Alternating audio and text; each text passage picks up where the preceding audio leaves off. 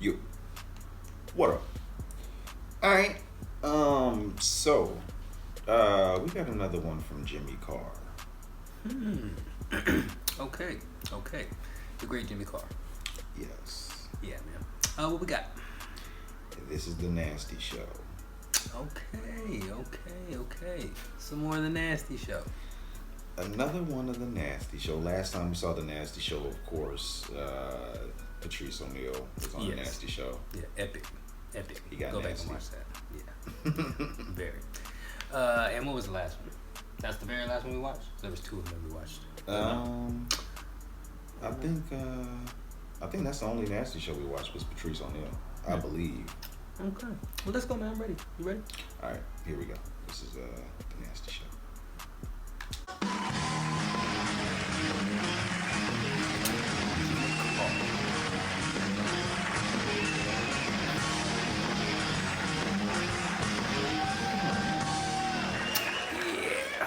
Good evening, ladies and gentlemen. I'm Jimmy Carr, and these are my jokes.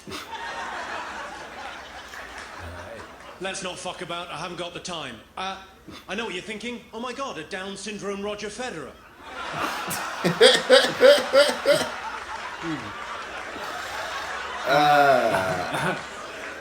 Yeah. People often say to me, how do you do this for a living? How do you get up in front of people you don't know and tell them jokes? It must be petrifying. Well, I'll tell you how it's done. This is the secret, and it works. If you're doing any kind of public speaking, this is how you do it. What you do is you imagine the people you're talking to are naked. It really works. A couple of quick things to remember. Firstly, don't tell the people you're talking to that's what you're doing.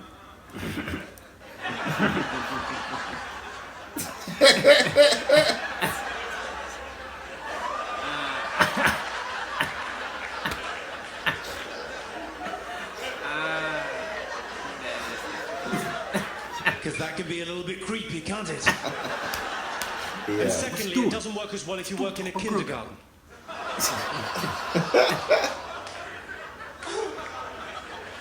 If you're young and your parents are getting divorced, it can be a very difficult time, but remember, it's not your fault. Your mum's a slut. No offense, fella. Ooh. An audible intake of breath. Fucking excellent. Brilliant. When I was younger, I couldn't talk to women because I was hiding in their wardrobes, masturbating. Would have totally given it away. You didn't see that coming, did you? Because I was in your wardrobe. I've written a rom-com. Would you like to hear about my rom-com? I've written a romantic comedy. Yeah, I'm very popular with that. You like the rom-coms, don't you, ladies? Of course you do. I've written a romantic comedy. It's about a guy and a girl. Classic. Yeah. Initially, they hate each other. Classic. But they end up in bed together.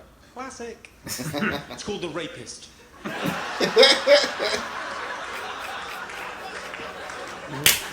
Good indicator. This is good advice for young men down here. It's good indicator that a woman fancies you if when she's talking to you, she touches her hair. If it's her pubic hair, it's a search. This is solid advice. Do you have some advice for the older men, the men in long-term relationships? Because sometimes, ladies, we can take you for granted. I'm afraid we do. This is advice for the older men that have let standards slip. Can I just remind you, gentlemen, it is never acceptable to answer the phone when lovemaking. Even if you hilariously pick up by saying, I can't talk now, I'm going into a tunnel.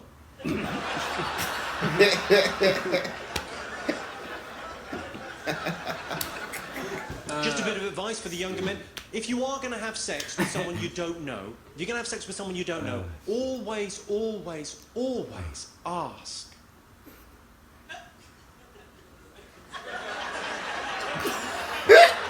Yes. Maybe things are a little bit different in Montreal. You're looking at me as if to say, well, you don't always ask. Some of these women are French-Canadian. They'll do fucking anything. That was a round of applause from the French-Canadian women that will do fucking everything. God love you. Some common myths. You know the kind of stuff you read about on the internet? If you ever read about sex on the internet, you'll see myths. There's stuff that just isn't true. The best lubricant for anal sex is not tears.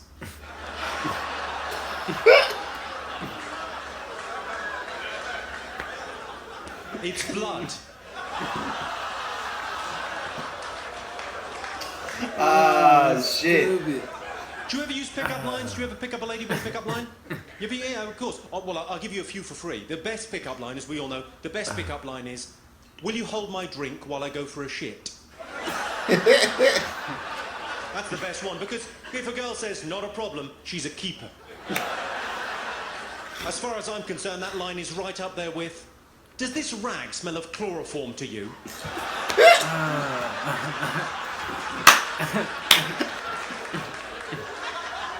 Damn.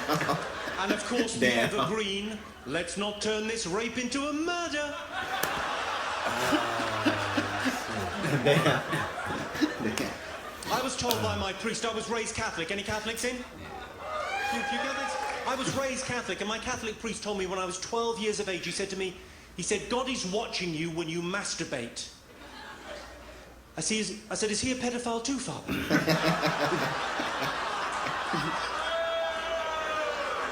Somebody said boo. I said, is he a pedophile too?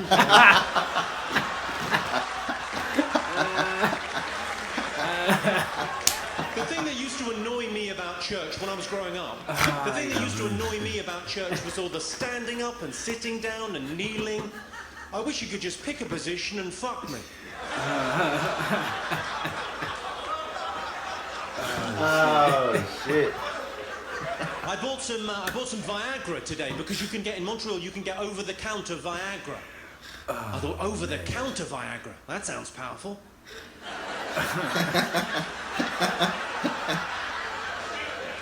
And I was reading the instructions because it's a pharmaceutical. You have to take these things seriously. I was reading the instructions on the Viagra. It said on the instructions for Viagra, the warnings and such, it said keep away from children.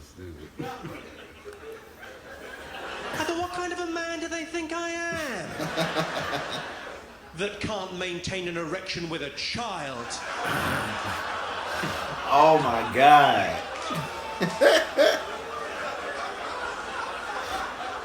Of course, the big thing that's happened, I don't know how you felt about it, but for me, Michael Jackson's death, it's just been weird. I watched it in London, where I live. I watched it on the news, and for me, it was very much like when Diana died.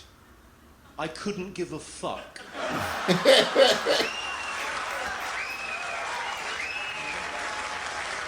I was chatting to a guy at a party. He said, what does your girlfriend do?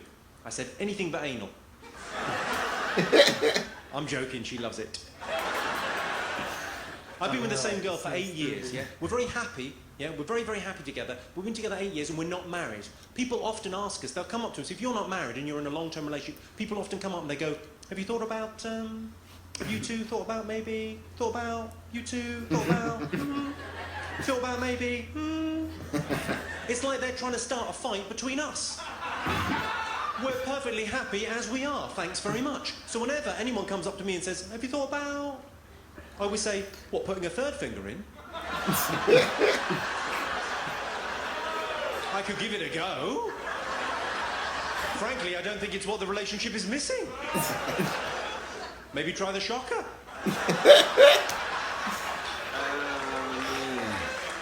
Two in the pink, one in the sting. That's how that works. Sorry, sir, you seem offended. Two in the goo, one in the poo. There.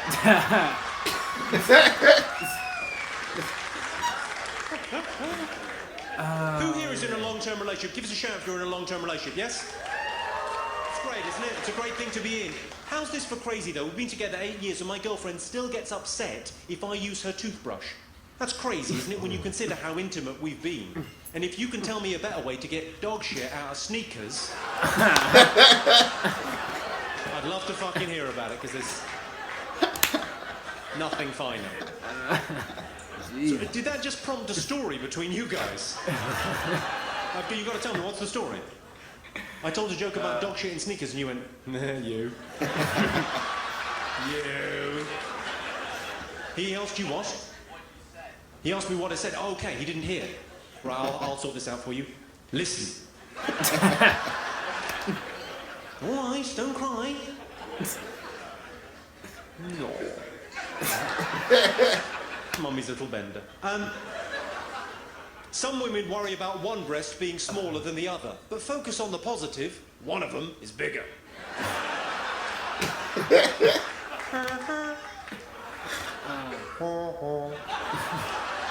And we call that one our favourite.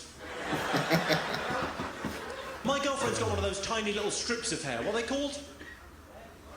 Moustache. People often ask me, people often say, have you ever had any gay experiences? Well, yes, Montreal, I have had gay experiences, and I don't mind talking about it. I've been in a shoe shop and said, I have to have them. I've described a cheesecake as to die for. But I've never had the gay experience where someone puts their cock in my mouth and or bum. And really, that is the one that counts. Doesn't count if you do it to them, does it? Was it? I thought it wasn't gay if you didn't push back. Come on, it's definitely not gay if you beat them up afterwards. Let's have a Jimmy Carr. Thank you very much indeed. Cheers, Montreal. Oh, shit. On your penis. Oh, what? Oh, shit. Ah, shit. Yeah. Damn, okay, Jimmy. Yeah, man. Yeah, man. That was the most, that was the best Jimmy I've ever seen. Yeah. Yeah, I Jimmy enjoyed Carr. that. Jimmy Carr I've ever seen. Yeah, I enjoyed that, man. Definitely. We just saw the real Jimmy. He might be, you know, I think Anthony Jeselnik is probably like the meanest. Okay. Daniel Tosh is, of course, the evilest. Okay. Jimmy might be the nastiest. I think, yeah. Or the dirtiest. I've heard, One of those. Because you talked about pedophilia a lot. Yeah. And rape. Kids. Yeah. Like the Frankie Boyle, you know what I'm saying? Like him. Oh, Yeah. Frankie Boyle, Michael Jackson joke. Yeah. He said, it was hard for me to talk to women at a younger age. Because I was always hiding in their closet masturbating. Yeah. It would be hard to talk to women if he was in their closet beating your meat. Yeah. Oh shit! Damn. Yeah, definitely, man. Like, I mean, does the Nasty still show go on? I'm guessing it doesn't. You know I what don't I'm know. saying? I don't think so. No. Okay. It might. You never know. Okay, man. The Because I'm Nasty noticing, because these, I mean, the comedians that come in and do the show, like, definitely Jimmy Carr. Because this is a little different than the British ones we've seen. But either way, like, he's still cutthroat. Like, he still has some intense. He's dirty. Yeah, dirty. He's dirty. And Jimmy Carr is dirty. Yeah, man. He got booed out there too. You What know? they booed? The Catholic joke. Yeah. It was the Catholic joke on What'd he say? Something about the preacher. I can't remember exactly. The preacher. Yeah. Yeah, he said a lot. He said a lot about, like I said, there's a lot of pedophilia jokes.